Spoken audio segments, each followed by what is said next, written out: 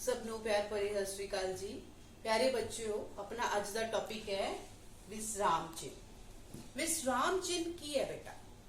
बेटा साडी हर रोज की गलबात जिहड़ी असीं पूरा दिन करते हैं, असीं उसनूं समझाउण दे लई किसी नूं जदों असीं अपनी गल समझाउणी तो असीं बड़ी बड़ी उतरा चढ़ा ते ठहराव ही लैके आउने आ कि नहीं। देखो ये भी ठहरा उतरा है। मैं पूछ रही हूँ कि लैके आउने आ कि नहीं, यानी कि मैं रुकी हाँ, ठहरा है। इसी तरह बेटा असीं अपनी गलबात समझाउण दे लई ठहरा उतरा चढ़ा अपनी गलबात विच लैके आउंदे ही आउंदे हां। इन्हां नूं लिखती रूप विच जदों असीं लिखना है तो कुछ चिन्हां दी वरतों कीती जांदी है, जिन्हां नूं कहा जांदा है बेटा विश्राम चिन्ह। विश्राम चिन्हां दी वरतों क्यों कीती जांदी है? भाषा नूं बेटा सरल स्पष्ट बिल्कुल ठीक लिखण दे लई इन्हां चिन्हां दी वरतों बहुत जरूरी है। जेकर इन्हां चिन्हां दी वरतों बारे सानू जानकारी नहीं तां इन्हां दे अर्थ ही होर हो जांदे ने, असीं अपनी गल दूजे नूं समझा नहीं सकांगे। उदाहरण दे तौर ते चोर चोर जावे ना फड़ो, तुसीं इहनूं किवें पढ़ोगे बेटा? जे असीं इत्थे कोमा लगा दईए चोर चोर जावे तां हुण तुसीं पढ़ो चोर चोर जावे ना फड़ो। ठीक है, जे यही कोमा मैं इत्थे लगा दिया बेटा, हुण पढ़ो चोर चोर जावे ना फड़ो, तो गल दा अर्थ चेंज हो गया ना। इसी तरह इन्हां दी सही ते गलत वरतों दे नाल इन्हां दे अर्थ चेंज हो जाते हैं, बदल जाते हैं। एक होर उदाहरण है बेटा रोको ना जान दियो। जेकर असी रोको तो बाद कोमा पा लेने तो यह बन जाएगा रोको ना जान दियो। जेकर असी यही कोमा ना तो बाद पाने तो यह बन जाएगा रोको ना जान दियो। देखो गल का अर्थ ही चेंज हो गया। इसलिए असी अपनी गल दूसरिਆਂ ਨੂੰ सही ढंग नाल समझाउण लई इन्हां विश्राम चिन्हां दी जानकारी होना ते इन्हां दी सही वरतों करना सानू पता होना चाहिए है। विश्राम चिन्ह बेटा 13 हुंदे है। सब तो पहला देखो डंडी, आ डंडी दा चिन्ह है, तुहानू पता ही है सबनू। विस्मिक चिन्ह, डंडी थल्ले बिंदी लग जाती है तो विस्मिक चिन्ह बन जाता है। बिंदी कौमा, बिंदी दे थल्ले असी कौमा पाउने आ। पुठे कोमे दूरे कोमे बेटा उपरों शुरू करते हैं ते दूरे कोमे ही असी बंद करन तो बाद लगाउने आ। बिंदी, बिंदी दा चिन्ह है डैश, डैश का चिन्ह लंबा है। जोड़नी का चिन्ह भी सेम है पर एक थोड़ा जा छोटा है। अगे आ जाओ प्रश्न चिन्ह कॉमा, दो बिंदी दो बिंदियां, ब्रैकेट, ब्रैकेट गोल भी हो सकती है चौरस भी हो सकती है बेटा। छुट मरोड़ी भी एक कोमा ही है पर असी इनू अखर दे सिर दे ऊपर लिखते हैं, थल्ले नहीं लिखते, जदों कि कोमा असी थल्ले लगाने हैं। ठीक है बेटा, इन्हां दोनों च तुसी फर्क समझना है। दो बिंदी डैश, दो बिंदी डैश जोड़नी। ठीक है, हुण असी इन्हां दी सही वरतों किवें करनी है ये पढ़ांगे। जी बच्चों, हुण आपां सब तो पहला गल करांगे डंडी दी। डंडी दी वरतों असी कित्थे करते हैं बेटा? जदों असी पूरन ठहरा लैंदे हैं, अपनी गल असी पूरी खत्म कर दिंदे आ, ये सानू ज्यादातर बच्चों नूं पता ही है, तो उदों असी डंडी दी वरतों करते हैं। जिस तरह मैं लिखिया है उदाहरण कि बच्चे खेड रहे हन, पूरन ठहरा गल खत्म। ठीक है, इस तरह तुसी होर भी उदाहरण ले सकते हो। अध्यापक पढ़ा रहा है डंडी, बच्चे पढ़ रहे हन डंडी पूरन ठहरा। ठीक है बेटा, दूसरे नंबर ते प्रश्न चिन्ह। प्रश्न चिन्ह कदों लगता है? जदों कोई प्रश्न पूछा जाता है, पूरन ठहराव भी नाल आंदा है, गल भी साडी खत्म है पर उस गल दे विच प्रश्न भी पूछा गया है। जिस तरह उदाहरण तुहाडे सामने है, तुहाडा की नाम है, गल खत्म, पूरन ठहरा, प्रश्न भी विच पूछ लिया है की नाम है, तो उस समय असी प्रश्न चिन्ह दी वरतों करनी है। इस तरह तुसी होर भी उदाहरण ले सकते हो। तुसी कित्थे रहिंदे हो? ठीक है, प्रश्न चिन्ह। तुहानू किहड़ा फल पसंद है? प्रश्न चिन्ह। इस तरह तुसी होर भी कई उदाहरण ले सकते हो। नंबर 3 ते विस्मिक। विस्मिक चिन्ह दी वरतों असी कदों करते हैं बेटा?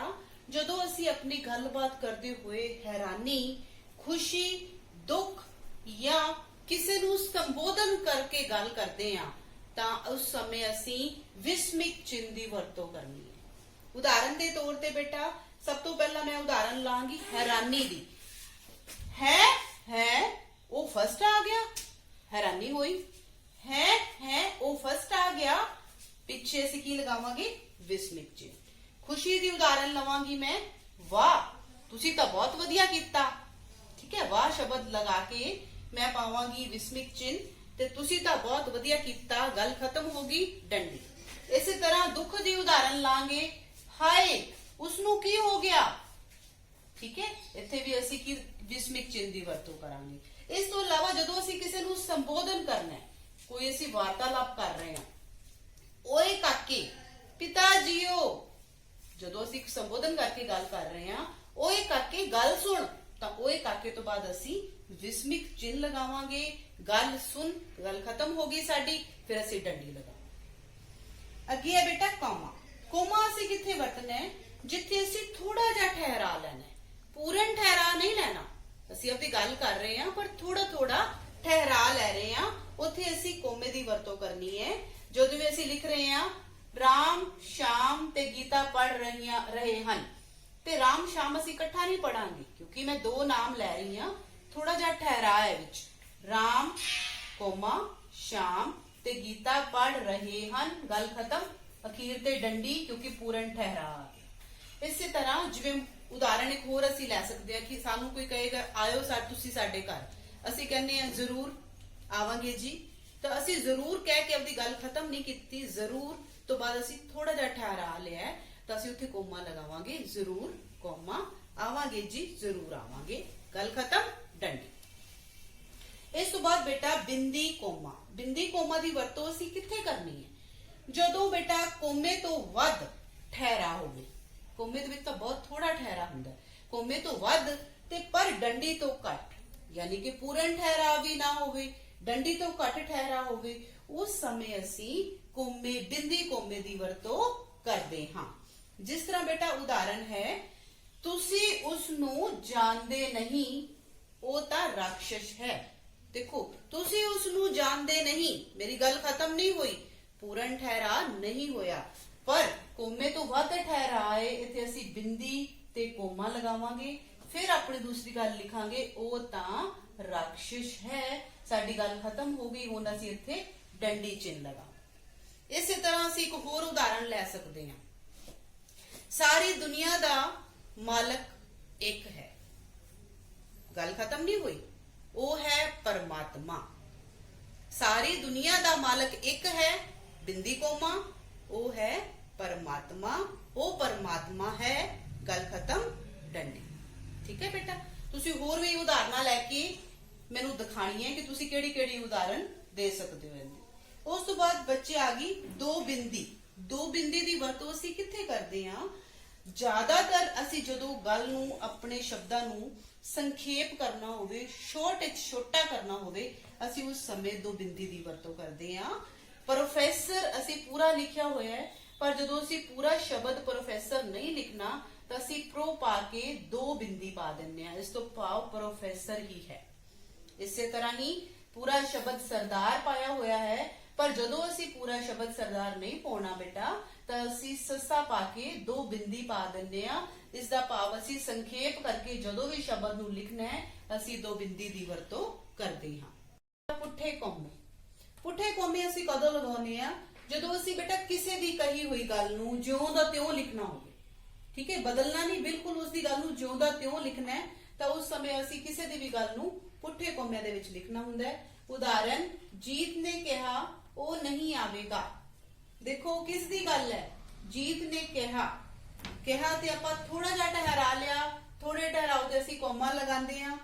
ਉਹਨੇ ਕੀ ਕਿਹਾ? ਉਹ ਨਹੀਂ ਆਏਗਾ। ਇਹ ਉਸ ਦੀ ਕਹੀ ਹੋਈ ਗੱਲ ਹੈ ਤੇ ਕਿਸੇ ਦੀ ਕਹੀ ਹੋਈ ਗੱਲ ਨੂੰ ਉਵੇਂ ਦਾ ਉਵੇਂ ਲਿਖਣ ਲਈ ਅਸੀਂ ਇਹਨੂੰ ਪੁੱਠੇ ਕੋਮੇ ਸ਼ੁਰੂ ਕਰਾਂਗੇ, ਅਖੀਰ ਤੇ ਪੁੱਠੇ ਕੋਮੇ ਲਗਾ ਕੇ ਗੱਲ ਨੂੰ ਬੰਦ ਕਰਾਂਗੇ। ਠੀਕ ਹੈ ਜੀ। ਇਸੇ ਤਰ੍ਹਾਂ ਤੁਸੀਂ ਕੋਈ ਹੋਰ ਵੀ ਉਦਾਹਰਣ ਲੈ ਸਕਦੇ ਹੋ ਕਿ ਲੜਕੀ ਨੇ ਕਿਹਾ ਕਿ ਉਹ ਕੱਲ ਸਕੂਲ ਆਵੇਗੀ। ਲੜਕੀ ਨੇ ਕਿਹਾ ਕੋਮਾ ਉਹ ਕੱਲ ਸਕੂਲ ਆਵੇਗੀ, ਉਸ ਦੀ ਕਹੀ ਹੋਈ ਗੱਲ ਹੈ, ਉਸ ਨੂੰ ਅਸੀਂ ਇਨਵਰਟਿਡ ਕੋਮਾਸ ਜਿਹਨੂੰ ਇੰਗਲਿਸ਼ ਚ ਕਹਿੰਦੇ ਆ ਪੁੱਠੇ ਕੋਮਿਆਂ ਦੇ ਵਿੱਚ ਲਿਖਾਂਗੇ। ਇਸ ਤੋਂ ਬਾਅਦ ਬੇਟਾ ਬ੍ਰੈਕਟ। ਬ੍ਰੈਕਟ ਦੀ ਵਰਤੋਂ ਅਸੀਂ ਕਦੋਂ ਕਰਦੇ ਹਾਂ? ਜਦੋਂ ਅਸੀਂ ਬੇਟਾ ਖਾਸ ਸ਼ਬਦ ਦੇ ਅਰਥ ਦੱਸਣੇ ਹੋਣ।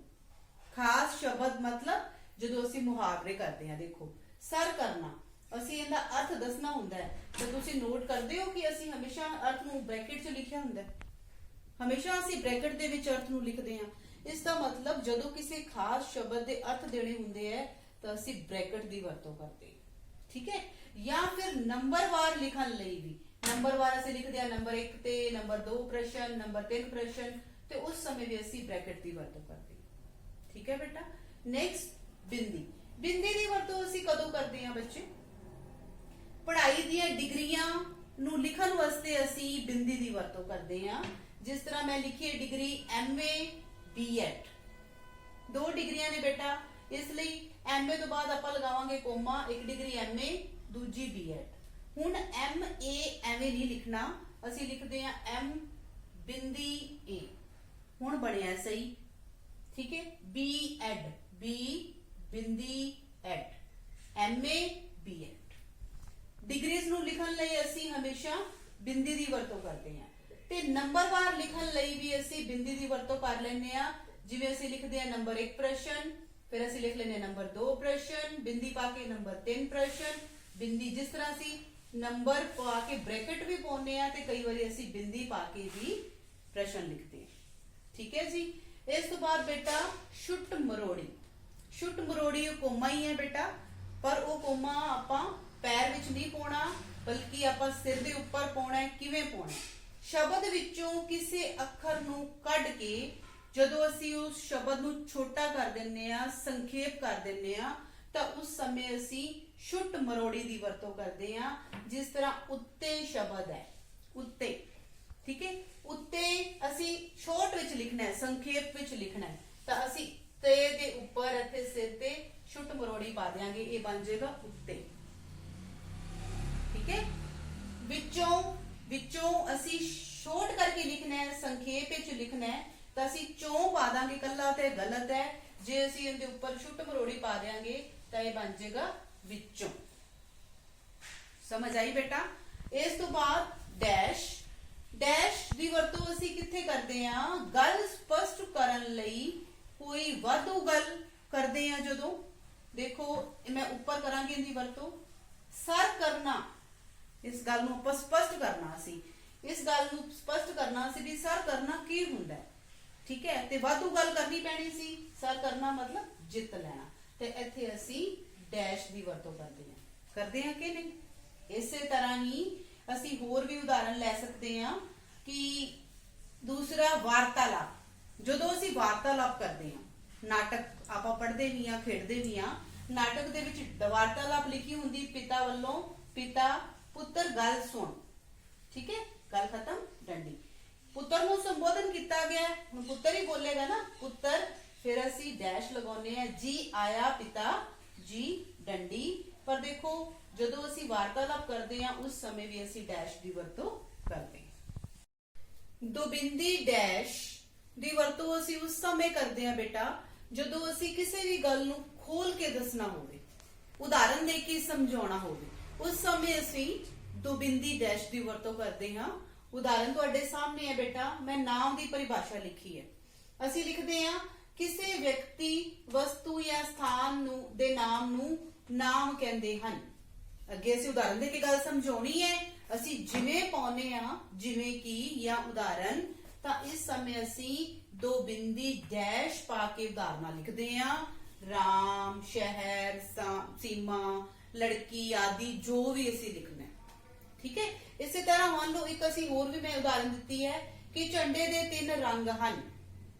ਅੱਗੇ ਰੰਗ ਦੱਸਨੇ ਹਨ ਨਾ, ਜੇ ਗੱਲ ਨੂੰ ਖੁੱਲ ਕੇ ਸਮਝਾਉਣਾ ਹੈ ਤਾਂ ਅਸੀਂ ਦੋਬਿੰਦੀ ਡੈਸ਼ ਪਾ ਕੇ ਲਿਖਾਂਗੇ, ਕੇਸਰੀ, ਸਫੈਦ ਤੇ ਹਰਾ। ਇਸ ਤਰ੍ਹਾਂ ਅਸੀਂ ਦੋਬਿੰਦੀ ਡੈਸ਼ ਦੀ ਵਰਤੋਂ ਕਰਨੀ ਹੈ। ਉਸ ਤੋਂ ਬਾਅਦ ਹੈ ਬੇਟਾ ਲਾਸਟ ਤੇ ਜੋੜਨੀ। ਜੋੜਨੀ ਦੀ ਵਰਤੋਂ ਬੇਟਾ ਸਮਾਸੀ ਸ਼ਬਦਾਂ ਵਿੱਚ ਹੁੰਦੀ ਹੈ। ਸਮਾਸੀ ਸ਼ਬਦ ਕੀ ਹੁੰਦੇ ਆ ਬੇਟਾ? ਜਿਹੜੇ ਦੋ ਸ਼ਬਦਾਂ ਤੋਂ ਮਿਲ ਕੇ ਇੱਕ ਅਰਥ ਬਣਾਉਂਦੇ ਆ ਬੇਟਾ।